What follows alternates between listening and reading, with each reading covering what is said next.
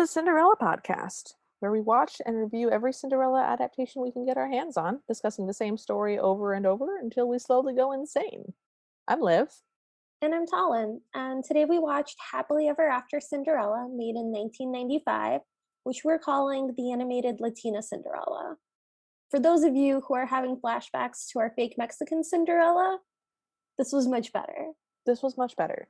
I was happier about this one, by Oh, far. for sure. So, I have a couple of fun notes for this one before we get super started. Do you have any fun notes? I don't have any fun notes, so please share yours. Okay, so first of all, the narrator for this is Robert Guillem. Gwillem? We're pronouncing that Gwillem, I guess. Robert Gwillem. If I'm pronouncing that wrong, I'm sorry, guys. Anyways, he's the voice actor who voiced Rafiki in The Lion King. So this is Rafiki from The Lion King telling us a Cinderella story that is set in Mexico or possibly Spain, but I think Mexico.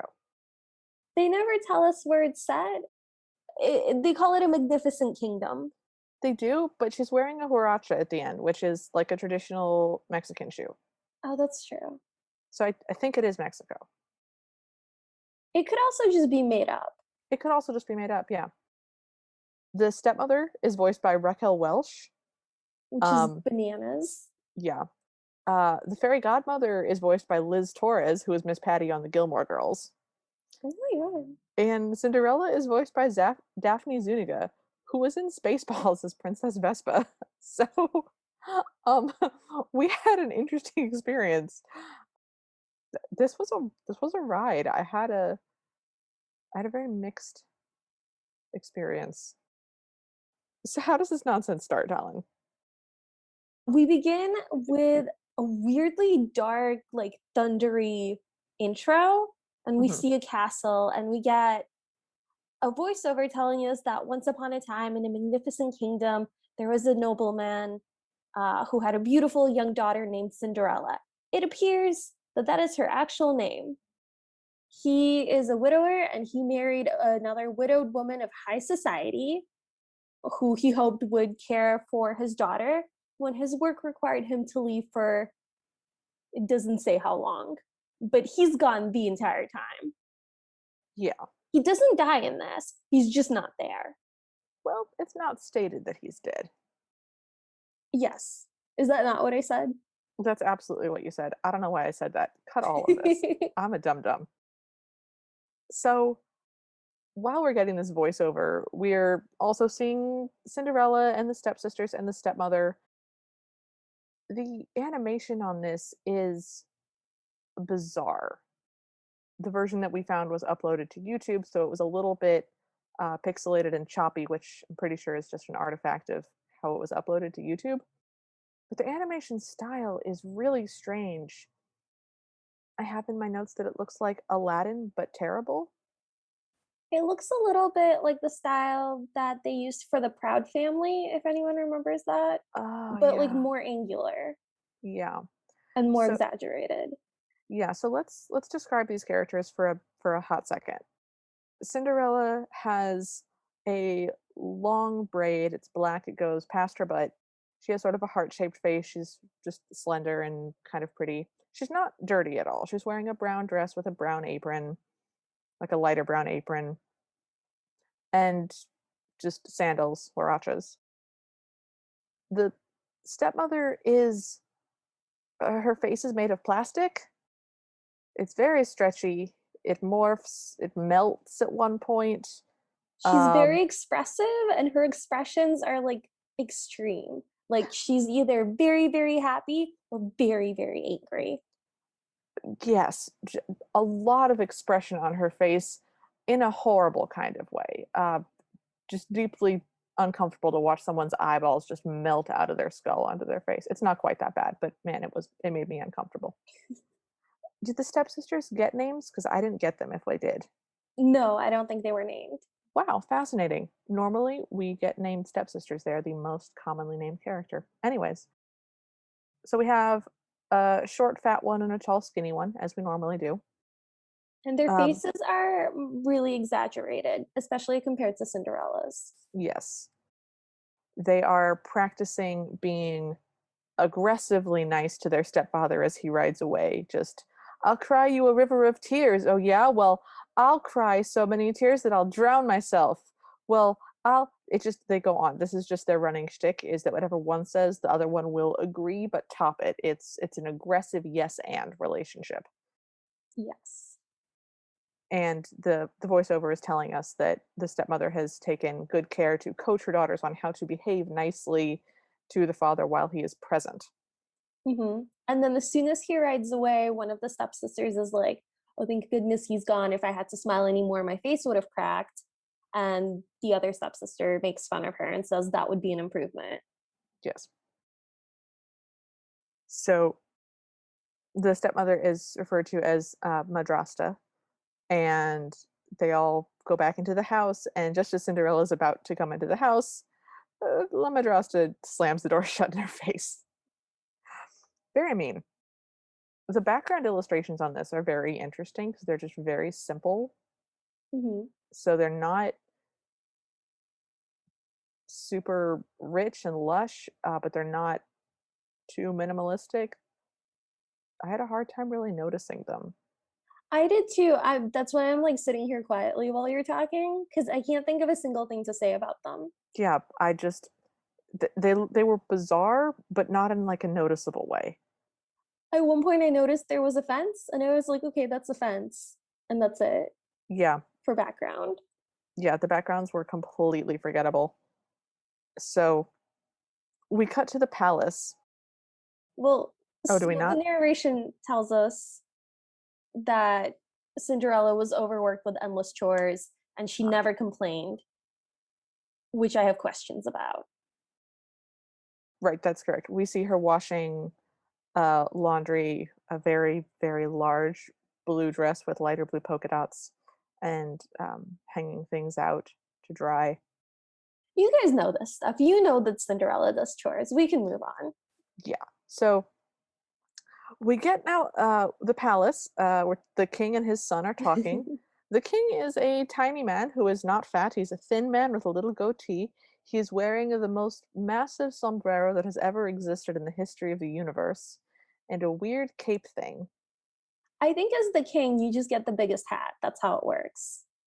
Okay, that that kind of, I'm tying that in with other things now about the king and um the new terrible Cinderella having his throne be taller. Maybe it's because he didn't get a bigger hat, and so he was mad and wanted his throne to be taller. Oh, yes, absolutely. So he's complaining that his son is not married. His son is Felipe. But we find out that Felipe actually has a really good reason for not being married. Talon, do you want to talk about the Sure. prince's really fabulous reason for remaining single? So the king is going after him like, all the other kings have grandchildren already, and you're not even married. And Prince Felipe goes, "Well, I've only like ever been to battle this army or conquer this land. How am I supposed to meet a girl unless I see a sword brandishing senorita? Otherwise, my chances are pretty slim." And the king's like, "Ah, okay, yes." It was great. Like, ah, good point. You should mingle. That's a And the great way to prince meet. says, "Now we're talking. And This the king war and goes, conquering stuff is not for me." yeah, and the king agrees with this, and it's like, yeah, I know you were always terrible with the sword and crossbow, and even just walking in a straight line. Just It was uh, very charming. it was great. I laughed. So the king has a bit of a think and comes up with that they'll throw a ball and they'll invite all the eligible women, and they'll even come from other fairy tales, which I was really hoping was going to play out in a fun way, which did not. No, that never comes back. The king announces that the ball is going to be in honor of the prince's many victories on the battlefield because they don't want it to be too obvious that this is like a meat market, but it is 100% that. Oh, and the invitation is and the just invitation bears that out later solid on. gold. Solid gold. We'll get to it. I think that all the invitations should be like that in the future. So the king is like, "Yeah, you'll mingle with all the ladies and maybe you'll find one and you'll like her and then you'll get married and then you'll have kids." And the prince goes, "That's a lot to do in one night." and that's how that scene ends Yep. with them plotting the ball. And the Well, prince is like pretty into it. he's into it, but what I love is that he goes, "Hey, that's kind of a lot to do in one night," and his father, the king, goes, "That's what it means to be royal." I'm like, "Really? Wow, birthing a child in one night. Interesting, I missed interesting." that. I was like writing that down. Yeah, no, the king responds with like, "Well, it's our job as royalty." It was a weird line, but it was pretty funny.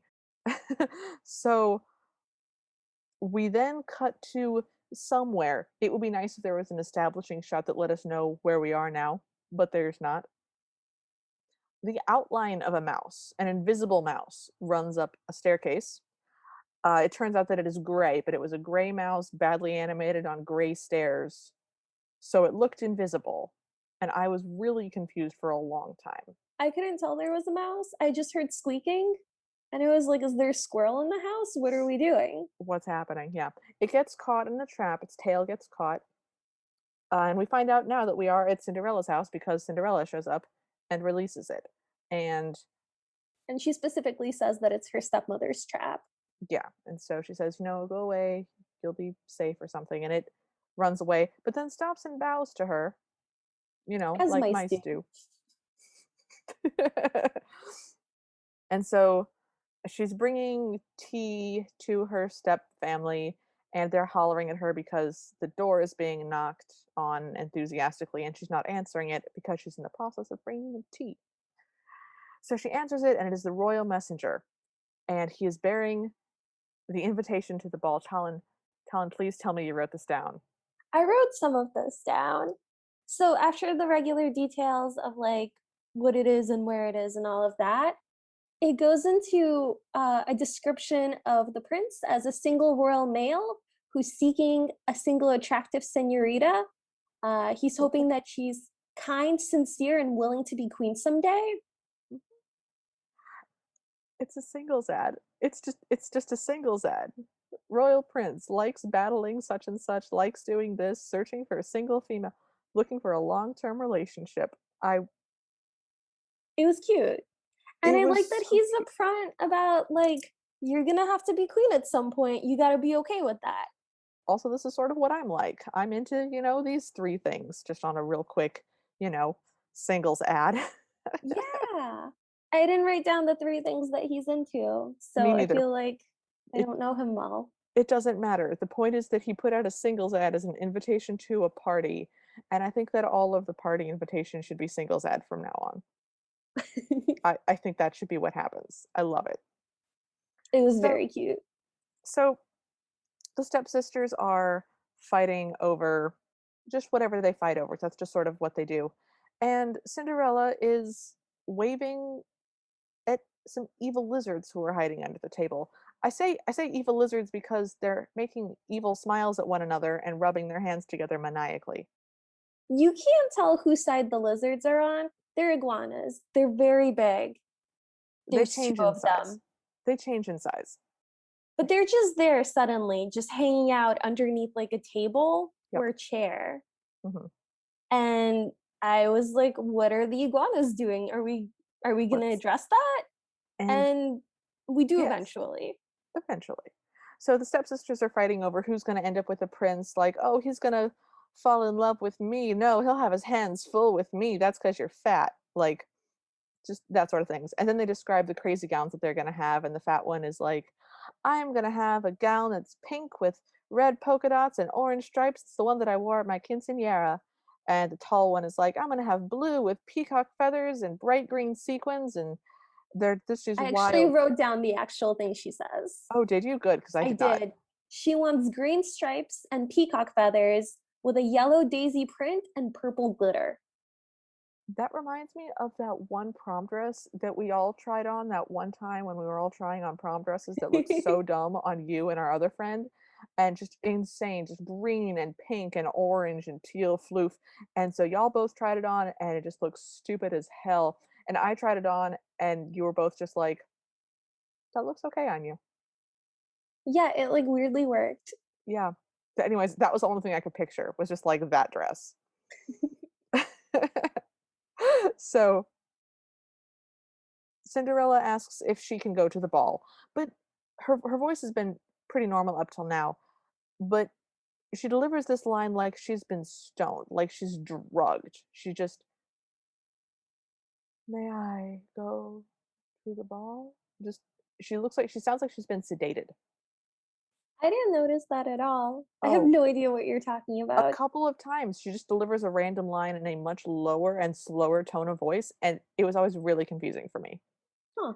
So the stepmother says, "Well, why should I?" And Cinderella responds with, "Well, I did all your chores and your laundry, and I cleaned the house, and I made dinner. Dinner's been knocked to the floor." And she says, "I mean, I can make dinner again." And the stepmother says, "Well, the only thing that really matters is that it's my choice whether you get to go or not, and you don't get to go." At which point, the iguanas attack the stepsisters, Yeah, and now they're the size of Komodo dragons. they're They're very big suddenly. they're huge, and they chase the stepsisters around, who shriek in terror at being attacked by Komodo dragons, They're and call hissing too. big long tongues, long tails. Very well done iguanas, actually, and accurate. Iguanas actually bite, and their bites really hurt. Cinderella says it's just a harmless iguana, at which point one of the iguanas bites a stepsister on the butt. Yep. The iguanas at this point are now back to being about the size of big cats. They were Komodo dragon sized for a second, but now they're back to being like cat sized. So Cinderella opens the door for them and they just kind of go out the door. And that's what Mhm. happens with the iguanas. Yep. And the stepmother then says that Cinderella must spend every waking second attending to her daughters to make sure that they're ready for the ball. Well, the And iguanas like chill in the window watching this happen. they do. And I was wondering why they were doing that. Oh, and why were they doing that, Liv? Well, it was because they had a song to sing, Talon, out of We had nowhere. an iguana musical number in the Cinderella, and this Cinderella was 23 minutes long. We had two musical numbers, it turns out. But basically, a mariachi song starts up, and I go, "Oh no, oh no!" And then it just starts up right away with these two iguanas singing in actually a fairly beautiful duet. "Life is a breeze when you're a long-tailed green iguana," and it just goes downhill from there. And we see glimpses of Cinderella like doing her chores or like cooking or picking, I think, apples at one point, but it's all through their point of view. And they're just singing about like how they like to eat and how food is good. Mhm. This is a list of food we like song. Yes. Uh, And then they kind of walk away. Yep. I will say, of musical numbers that come out of nowhere, relate to nothing, add nothing, and make no sense, this one was fine. I didn't I was very confused, but I wasn't mad about it. Like, it was an okay song. It was fairly short. They sang nice duets. It was about food. I it took me a while to accept what was happening. And then once I got over the fact that in the 20-minute Cinderella, they allotted like, I don't know what, 3 minutes to Eh, two iguanas singing a song about being iguanas when that's not part of the story at all. nope, we really wanted to title this thing The Iguana Cinderella because that is what we're gonna remember about this, but we thought you guys Yes, might be confused and think that Cinderella was an iguana, so we declined, but there was a heated discussion. there was. So now we're back into our actual human-based Cinderella story. It is Yes, the we're night of the back at the ball. house. The fat stepsister is wearing pink, the tall one is wearing blue. They both have these weird sort of McDonald's arches headdresses. They're just a little bizarre. Their dresses are actually like very normal and very nice looking. It's just that the sisters themselves are kind of awful. Yeah. The dresses also do not match the hysterical descriptions that we got, which I was a little bit upset about because I wanted to see those. I think Cinderella made their dresses maybe, and Mm, like her good taste prevailed. okay, I'll accept that. So Cinderella again sort of asks if she can go to the ball, and the stepmother responds with, "Don't you have mildew somewhere that needs to be scrubbed with a toothbrush?" And they all cackle and get into their carriage. Their carriage, by the way, is driven by Cortez from the road to El Dorado. Is Just, it? I mean, that's what he looks like. He's absolutely just dressed as Cortez from the road to El Dorado. Incredible. I just noticed that the carriage was very black and sleek, Mhm. and I was like, interesting. Just the Interesting choice. Yeah, the coach was just wearing full on, like, conquistador armor. I was baffled. I mean, to be fair, that sounds pretty baffling. So they say adios, don't wait up, and they drive off. And Cinderella looks after them and goes, oh well, a ball's a ball. There'll be another prince, and he'll throw a ball someday, and I'll definitely go to that one. And it was Yep, very sad. it was sad. And she has a teardrop fall off her face, and once it hits the floor, it turns sparkly and magic happens. And because the animation was really choppy, I don't know how they animated it, but there was sparkly sounds, and then the fairy godmother shows up. I have glitter tornado. Yeah, that sounds about right. It's definitely a fast whirlwind motion, and we meet our fairy godmother, who is not a full-size person. She flies, and she is about half the size of a person, but she's proportioned uh, like a troll doll, just mostly head. Okay, you say she's half the size of a person, but at one point she flies up to talk to Cinderella face to face, and she's roughly the size of Cinderella's head. She also changes size. She changes size a lot because we see her next to Cinderella and she reaches the bottom of her rib cage. And then again, you're correct, we see her floating by Cinderella's head and she's the size of her head. And then she's somewhere in between. No one in this movie had any idea how big anything was in relationship to anything else. It's kind of incredible because, like, how do you not decide how tall someone's gonna be in proportion to everything and then just wing it on an animation? It's so expensive to animate things. How did you I not sit down and decide that in the design stage? I have no idea. But this fairy godmother has an interesting backstory. We find out that she used to be a tooth fairy, which is why her entrance is so bad because she's used to having to get in and out of places very fast. She says she got promoted to being a fairy godmother, This is her which first in, gig. which implies some sort of fairy hierarchy that I'm fascinated by. That ties in with our concept of Fae doctoral programs where you have to do certain things when you get promoted. So I like that this ties into that. I think Yes. that's another point for us. Can She's you got, describe her? Because I can't. yeah, she's got like a mohawk. She's very round. She has very round features. She has a little beauty mark. She's got and I'd like to speak to the manager haircut, but like a super intense one, and it's black. Her hair is just standing up like vertically, and then like there's a part in it, and then part of it like goes down again. Yeah, it's really weird. I've got mohawk in here at one point. She's wearing a dress that's very floofy as well. Sometimes her feet stick out of the bottom of it. Sometimes she stops having legs. Hmm. So, Did she um, have little wings? Did I imagine that? she has little wings. Yep. Okay. Because sometimes it looked like she had them, and sometimes they were very small. So when she was standing facing the camera, I guess, you couldn't really see them. Yeah, they kind of came and went as well. My notes now go, oh good, another song. So Fairy Godmother sings about how she's going to get Cinderella ready for the ball, and she throws her wand at Cinderella, and the wand, standing vertically, just circles Cinderella frantically, very fast for a while, but nothing happens. Um, No. And then they go from being inside the house to being outside, just underneath the moon. And they mhm. kind of dance together to the song that the fairy godmother is singing, which is all about how every eye will be on her and she's gonna have like a wonderful time, things like Y- that. Yeah, she turns our mouse friend from earlier into a massive cat, about the size of a tiger, just a huge cat. The song is also a demo of what she can do. So she's bragging that she can turn a mouse into a cat, Mhm. and she can make it day or make it night.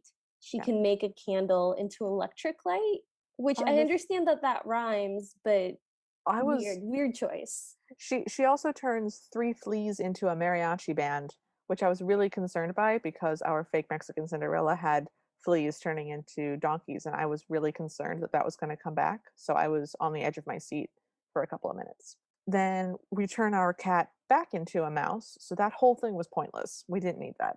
Yeah, that doesn't go anywhere other than the fact that Cinderella picks up the cat and like does some spins with it. Yep. So finally we finish our song. The fairy godmother loses her legs at one point. It makes me really unhappy because up until now her shins and feet have poked out from the bottom of her dress, which again she's floating, and now they don't. So I can only assume in some terrible magical accident she accidentally vanished her legs off of herself and is just not telling anybody about it because she doesn't want to lose points. Oh my god. So she says she needs a pumpkin and says, "You must have a pumpkin patch around here somewhere." And Cinderella goes, "Nope." And the fairy godmother is like, you could have made this easier for me, man. And then she says, "Pumpkin schmumpkin, these will do just fine." And then she just lifts up with magic some of the random vegetables that are growing in the patch in front of them. And she calls them ingredients for guacamole dip, which immediately made me want guacamole. Yes. My immediate response was, there's no avocado. What she turns into the coach is a head of garlic, a gourd, and a tomato. Several tomatoes. That's not, none of those was an avocado. Which you really do need to have an avocado for guacamole. You can put lots of things in guacamole, but if you don't have an avocado, it stops really being guacamole. I don't know why I'm so mad about this. It's okay. I'm still just thinking about guacamole. So the carriage kind of looks like a head of garlic still. I was not impressed with the carriage. It didn't look like a carriage very much. It looks like a cheap knockoff of the one that we got in the original Disney Cinderella, in the sense that it still looks very vegetable like, but it's white now and I kind of liked it. I thought it was pretty. Okay. So the fairy godmother decides that they need horses and looks around and asks, "What can I turn into horses?" And a couple of mice show up and seem to volunteer for the job, They do. It is the mouse that Cinderella rescued and his mouse friend, who I don't think we've seen before. we've But never seen before.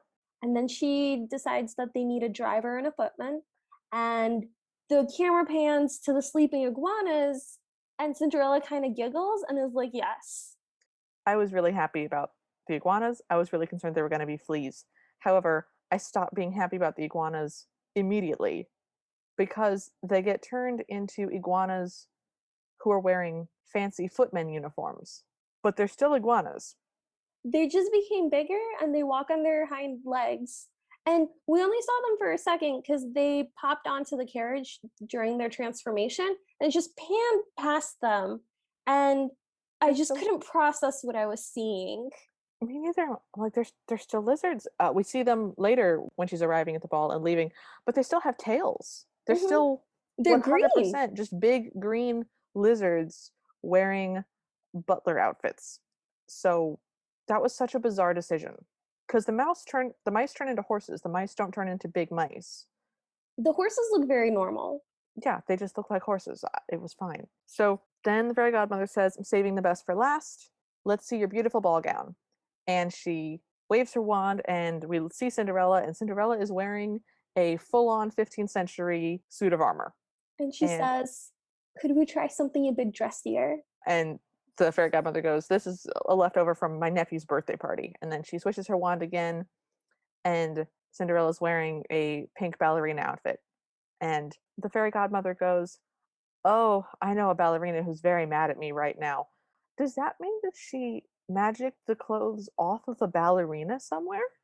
I took it to mean that if she still has the ballerina outfit, that means that she sent the ballerina out in something wrong. Okay, I like that better because I was really concerned. Because she said that the suit of armor was left over from Okay. the birthday party, so I feel like they exist Oh, somewhere and she's just pulling them, and so she realizes that she has a ballerina's outfit, so now the ballerina is missing that outfit. okay, good. Oh, I like that so much better. Thank you for saving that for me. Yes, of course. So she switches the dress one more time, and now we get Cinderella's actual dress. It's pretty. I really liked how they showed it to us because they did a close up of the floral pattern on the black background first, Hmm. and then it kind of like swings and swishes, and you see that it's the fabric of her skirt, and then it like shows the whole dress. I Hmm. thought that was very nice. Me too. It was a good reveal. It's got two flounces, so it has a lower flounce and an upper flounce. It's got a sweetheart neckline. It's got like two shoulder straps. It looks good on her. It's a pretty dress. It's very flowy. I liked it. She's got little purple earrings now. They didn't change her hair at all. which I Nope. thought was an interesting choice. Yeah, I have mixed feelings about that. So she's getting ready to go, and the fairy godmother goes, "Wait, I can't send you in huaraches," because she sees that she's wearing the sandals. And Talon and I both had a moment of, oh Not no, please, again. not again. But no, no, this fairy godmother is a good fairy godmother, and she turns them into pink glass pumps. And we were like, fantastic, perfect, not glass sandals. I love it. That's perfect. Great job. I literally wrote in my notes in all caps, thank God, We because I were genuinely thought we were going there again. I was so worried just for a second because I had forgotten about that. I'd managed to excise it from my mind until that moment. So Cinderella gets in the coach and begins to leave, and the fairy godmother gives a blood-curdling war cry of a shriek and says, "Wait, I forgot to tell you that you have to be home by midnight." And then as the carriage is like driving away, we get a shot of the fairy godmother saying, "Don't forget, whatever you do, don't forget." And it seemed like it was gonna have like more weight, Yeah, but it didn't. it doesn't. She was very emotional about the whole thing. It seemed like very It seemed almost tragic. it seemed like she was expecting something terrible to happen, Yeah, but nothing terrible happens. Like it's just the regular Cinderella story. yeah, So our next scene, we get a royal servant yelling, "Program, get your royal ball program here." And it's just pictures of the prince, his first step, and his first royal stallion. And they're just giving those out, which is incredible.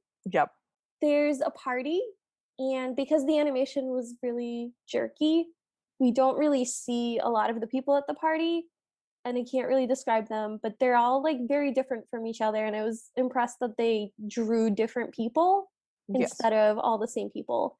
And they're yeah, like multicultural, which I liked. yeah. We And were we were happy about this. yeah, they seem to have different outfits and they're all like different heights and body types and everything. Yeah, But it definitely. pans past them very quickly. Yeah, The prince and the king are welcoming everyone, all the ladies as they come in. And the two stepsisters are coming up next. And they're doing their thing again, where one is like, "He winked at me," and the other one's like, "Well, he blew me a kiss earlier." And you can see the prince's face kind of like change. And he gets up and I think he meant to walk past them, but they hug him as he tries to escape. And yeah. he's just going, "Senoritas, please." We should describe the prince because I realized that we have not done this. Oh my goodness, we didn't. Poor Philippe. So, Felipe is tall and slender. He has a very weird hair thing going on. It's not a mullet exactly, but it's long hair, but it's not like flowing long hair. It's No, it's a all mullet. He has it's like a it's a mullet mullet. that's brushed back. Yeah, he's got a brushback mullet. So it was a weird choice. He's got a goatee. He's got a very large forehead, so he's got a very weirdly upside down triangular face. It's a little strange. Um, Yeah, his chin is like very pointed, so his face just looks kind of like he doesn't have much of a chin. yeah, it was a choice, and he's not wearing military uniform for once. He's just wearing, a flowy sleeved white shirt dress with green trousers. He looks normal. It's nice. So as the stepsisters are fighting over the prince, Cinderella pulls up, driven by iguanas. Still, just they're Still still iguanas. iguanas, one of whom opens the carriage door for her, and we get like a nice long shot of his iguana face. Yeah, everybody oohs and ahs as she enters the room. The prince literally shoves the stepsisters off him, which I thought was pretty funny. And then the crowd parts for the prince, but the sound is stampeding footsteps. So that was pretty funny for me. The sound design on this was very interesting. They made a lot of choices. They They did. they really went all in on the sound. When the fairy godmother was singing her song, we kept getting like sparkly magic sound effects even when Oh, yeah. nothing was happening. Yep.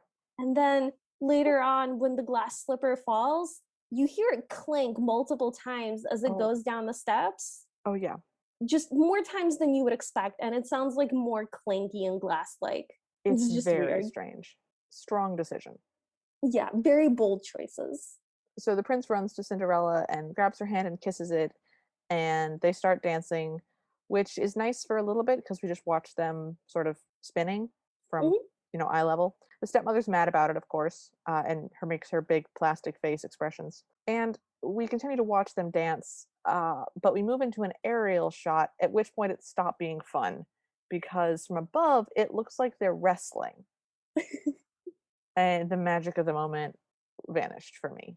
What little there was just gone. I didn't mind that. I like that they dance. I like that they dance onto the balcony for their next scene. All of that is cute. I want to do like a quick clarification.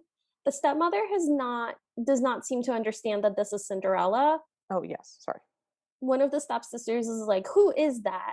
And the stepmother just glares angrily. But Cinderella just looks exactly the same. Like she didn't even have to wash her face and she's still wearing her hair the same way, which is how I identify people. Yeah, that's absolutely how I identify people too. I was surprised that there was no dirt on her face at any point. She's never smudgy. Mhm. I feel like you should be smudgy if you're a Cinderella in the beginning. You should have at I least think one so. smudgy scene. I think so. So they get onto the balcony and they're just looking out over the kingdom. And we see shots of the castle, the exterior, multiple times. And it's kind of high up on like a mountainy kind of thing. So they're overlooking. And It's it's very, it's a beautiful view. You can see all the little houses with the lights on and stuff. mhm.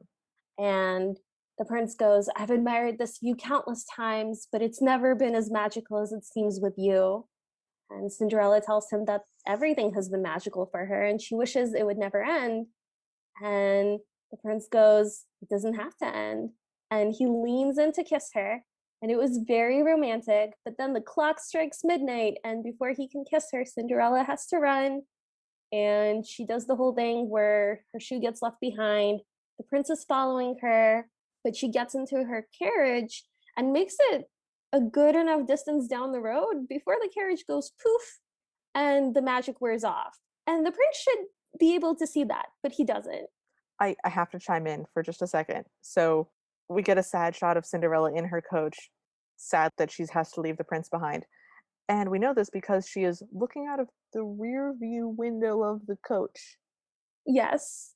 And it's just that it's the shot of sadly looking out of the rear view window of your vehicle at someone that you're driving away from, but it's a coach and it had a rear view window. And for some reason, I fixated on that. Like, why would you need a rear? Coaches can't go backwards. No. They only go forwards. I Something to ponder. I want to know. So Cinderella and the various animals end up in a bush hiding from the prince who is standing, I don't know, like 30 feet away.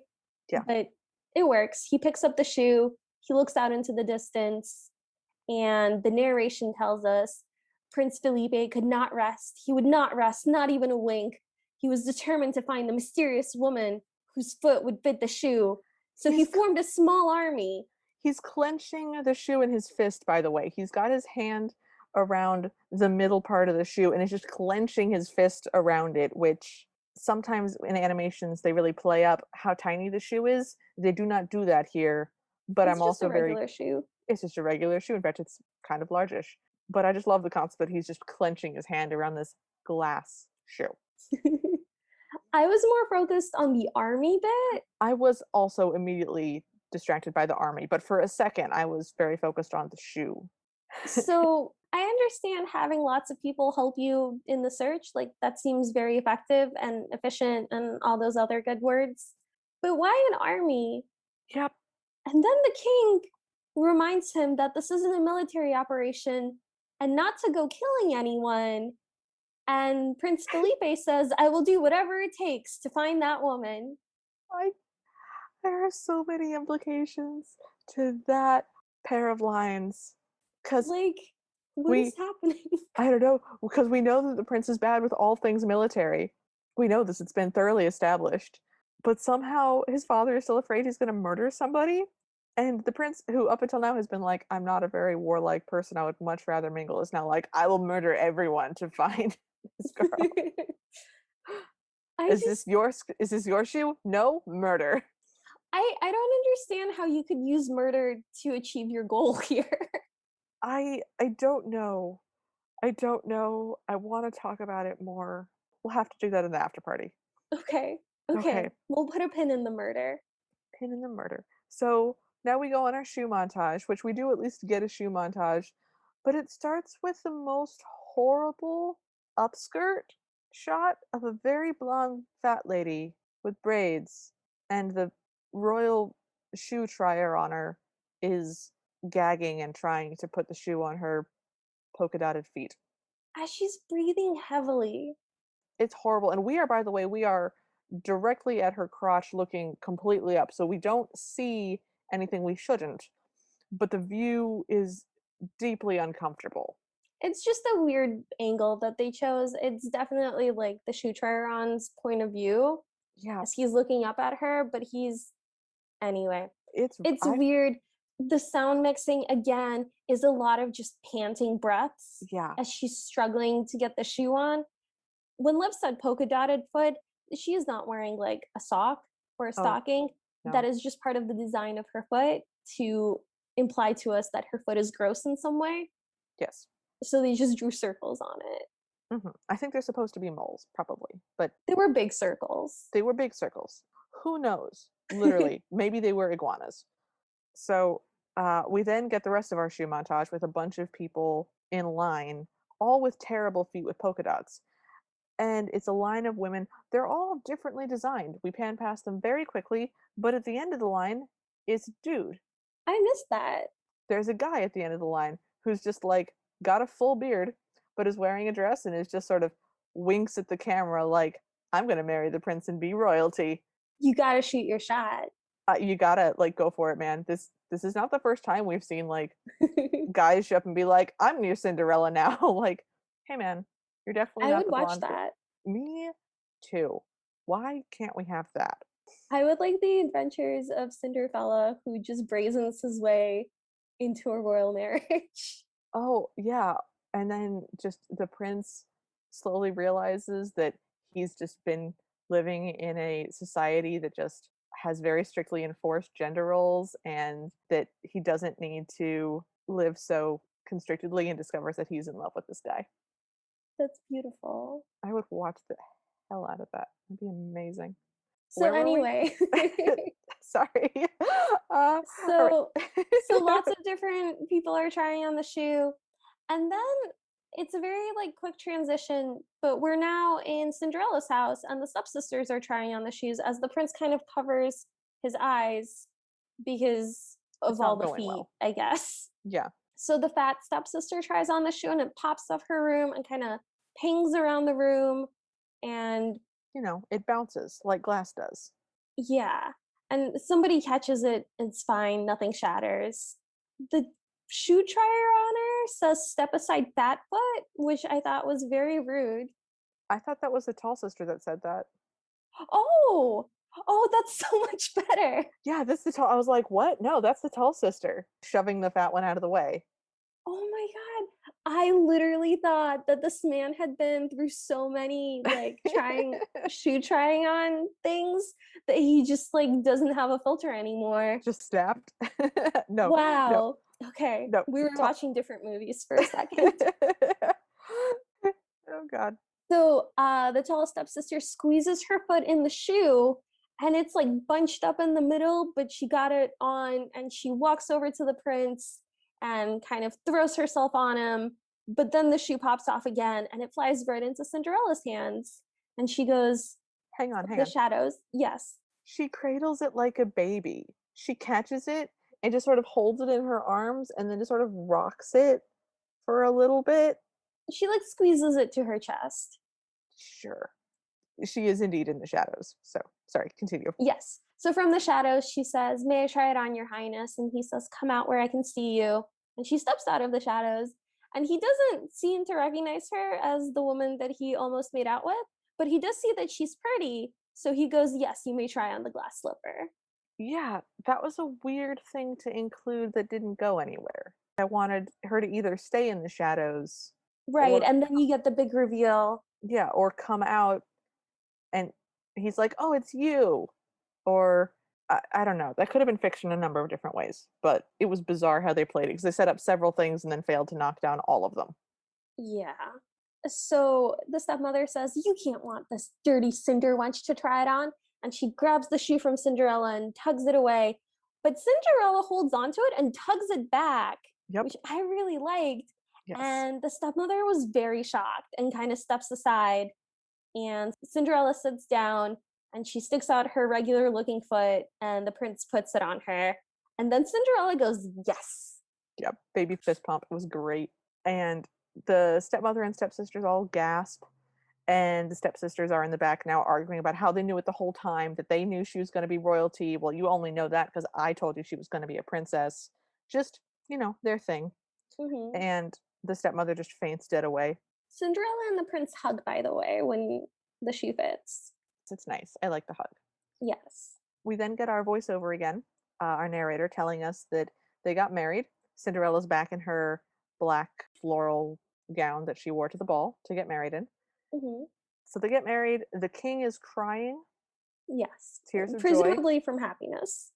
And then the narrator tells us, as for her step family, Cinderella wasn't one to hold a grudge. But the visuals that we get are the iguanas who are now back to being Komodo dragon sized, chasing the stepmother and stepsisters around the garden and snapping at them with these big spiky teeth. So we get this voiceover about how Cinderella didn't do anything bad to them and they were allowed to just go back to their lives, but they're being e- eaten. And then we get the line, if we hold on to our dreams, the cinder ashes of life can be wiped clean and we can have our happily ever after. And then we were done. I did not think that that was the moral, but okay. Me neither. I did like the concept of the cinder ashes of life. I feel like that came out of nowhere since at no point was cleaning the fireplace one of the things that she did. But sure.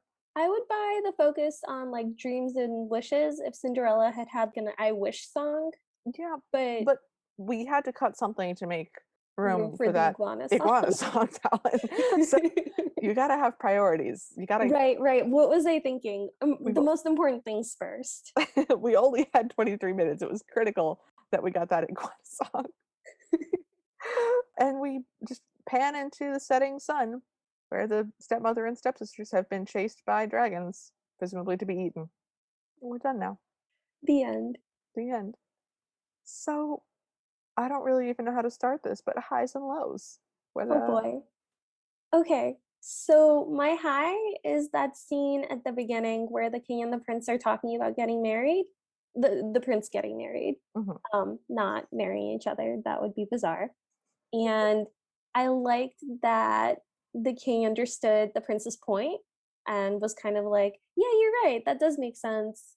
You haven't had a chance to meet a woman. Let's fix that. And I liked that the prince was on board with the ball and that they kind of put their heads together and were planning it together. I thought all of that was very cute. I liked the concept behind it and I liked how they executed it. So that's Agreed. my high. Agreed. That was fun. That was a Hmm. cool moment. I didn't like the shoe montage. I didn't like all the close-ups of feet, and I didn't like how it started with the Yeah. shot from the bottom of the woman panting, and Mhm. it was very loud panting, and it went on for a very long time. It did, yeah. I I'm also not big on feet, and like all the shots of feet were all bare feet, and they were all like meant to be gross. They just really put a lot of effort in articulating the toes in the animation. mhm, So there was mhm. like a lot of toe action. So I didn't like that. How about you? Man, I don't know. I think my high, this is going to be sort of vague, but this is set in a Hispanic country, probably fictional. Everybody had very tasteful Mexican accents. Like the Yes. accents were definitely Latino accents, but they were not a caricature. They were not overly done for comedic effect. They weren't done for comedic effect at all. There was nothing. Well, I was looking at the IMDb and it looks like most of the voice cast was Latino. Yeah, no, I was looking at that too. So it was really nice. It was nice to see a Mexican Cinderella that did not feel incredibly racist. I really liked that. Oh yeah, big fan. That made me happy. That I think that was my high. The fear that I had that this was going to be another terribly racist one, and then having it be not that. Mhm. How Um, about your low? I think my low was. God, I'm trying to make up my mind now. I think my low was the fact that they didn't turn the lizards into people, That was which very distracting. could also have been a high. It was just like the weirdest moment for me. But just like, why? Why did you leave? Surely it's harder to animate an iguana wearing a footman outfit than it is to animate just a generic humanoid two-legger. Why are you doing this to me? And why are you zooming in on their horrible lizard faces? And they had these big iguana pouch neck things, which I didn't like. They made me very uncomfortable. So that part. Okay. Not the song. The song was fine. Yeah, I have no problems with the song. Yeah, weirdly. I mean, I don't think it should have been in there, but it was also one of my favorite things. Yeah, So I don't know what to do with that. yeah, but just a bonus couple of minutes. So, what would you change about this movie? I would have the prince recognize Cinderella when she steps out of the shadows because it was all set up for a dramatic reveal and then nothing happened. Absolutely. And I Completely also agree. don't like that he didn't recognize her because it was literally the other night and she hasn't changed her hair or her face. And he was close enough to kiss her. So, like, You should really notice, my guy. yeah. Yeah. How about you? This is sort of a bigger change, but I would have liked it if sort of during the shoe trying on thing, the father came back. Oh, Since it's yeah. sort of, What was up with the I father? don't know, off on an extended business trip, I guess, since they didn't say that he was dead, which I feel like if they die, they make a big point of saying that they're dead. So I would have loved it if he had rolled back and sort of, for the stepmother to have a, this dirty cinder wench, you can't go to the palace, you're good for nothing, you're useless and stupid, and all you're good for is to clean, just a barrage of just invective and vitriol. And for the father to show up and hear that and be like, oh, ha, we're done, bye, and then marry somebody nice. And then the stepmother and stepsisters don't get eaten by size changing iguanas. They just don't get to be rich and comfortable. They have to go work for a living. I'm curious that he wasn't in the epilogue either, where they showed the stepmother and the stepsisters kind of living their life being beset by iguanas. Where is he? Is he still on his business trip? Who knows? Who knows? We're going to talk about the father during the after party too. I have a lot of questions I have a about lot him. of questions. Do you think our listeners should watch this? If you can find a high quality version of it, yes. Like if it's the quality that we watched it, don't watch it. It was just like very difficult to watch something that was so grainy and basically was like almost like it didn't load all the way. I would definitely agree with you about the quality of the one that we watched. But yeah, also agree. I would say watch it anyways. This was fun. This It was was cute. this was the Hispanic Cinderella that we wanted. Um, Yes. The Hispanic Cinderella of our dreams. yes. This is the one that we wanted. This was lovely. We liked this. This was good. Give it a watch. It's 23 minutes. It's cute. If you're bored, can't go to sleep. Had some laughs. Definitely laughed a few times. So, Mhm. and the iguana song is genuinely kind of a riot. Like, I might go and listen to the iguana song again. So, do you think you'll ever be watching this again? If I find like a high quality version of it, I would love to watch it again and really pay attention to the animation because I feel like it was almost like I was just listening to it. Hmm. Yeah, I will probably watch this again as well. If you find a better quality version, let me know. Otherwise, I'll probably just make people watch this on YouTube and be like, look at the iguanas. So, final grade. What are you giving this movie? I'm giving this a B plus. I think this was a very solid Cinderella. The flaws that I have with it are like nitpicky. It was fun. It was cute. How about you? Yeah. I don't like to give the exact same grade as you, but yeah, B plus. This was nice. This was well done. Yeah. You did a good job. Wow. I feel like this is the redemption, like a season in the making. I think so. Yeah, we're having a lot of follow up arcs. I like it. Well, it's almost midnight, so thanks for joining us. If you liked this episode, please leave us a rating or a review. We'd love to hear from you, so follow us at CinderPod on Twitter and Instagram, like our Facebook page, or email us at thecinderellapodcast@gmail.com.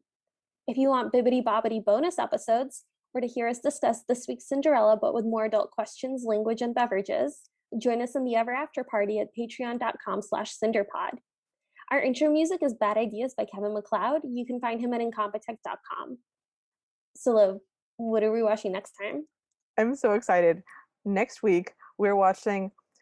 I'm going to pronounce this wrong because it's in German. Der Wölleriene Schuh from 1923. This is a really cool, old school German Cinderella. I'm really excited. We haven't done anything super old this season yet. We've all been pretty modern. So I'm pumped to go back to ye olde times and watch whatever terrifying madness Germany has to offer us.